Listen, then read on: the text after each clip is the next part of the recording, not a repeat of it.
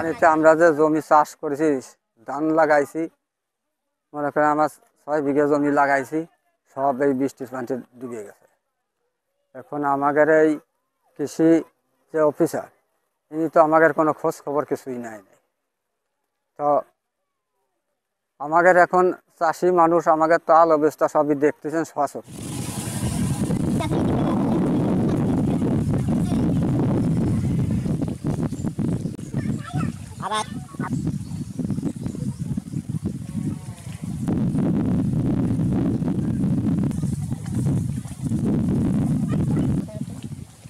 ভালো লাগতেছে বেশি আছে।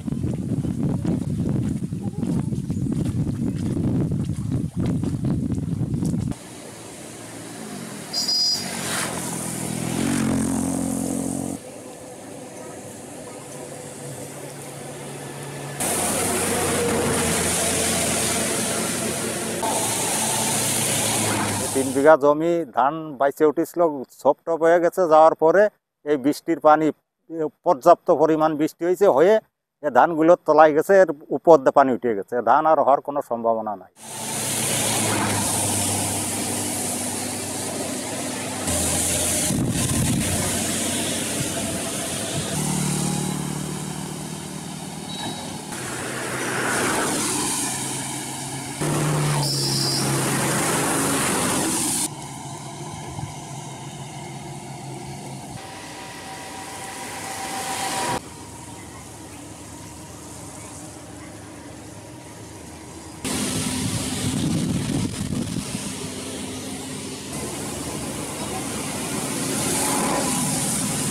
মাগুরা জেলার সদর উপজেলার প্রায় 300 হেক্টর জমি, ফটকা নদীর অববাহিকায় 300 হেক্টর জমি এই অতিবৃষ্টিতে প্লাবিত হয়েছে এবং গতকালকে পর্যন্ত পানি বাড়তেছিল।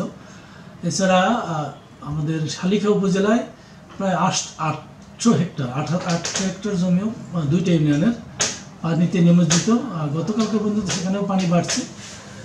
কৃষি বিভাগ থেকে আমরা কিছু বীজ কিনে ফিরিয়ে দেওয়ার চেষ্টা করছি এবং চাষিদের বীজ কেনার বিধান 33 এবং বিনা ধান 7-এর বীজ কেনার জন্য উদ্বুদ্ধ করতেছি।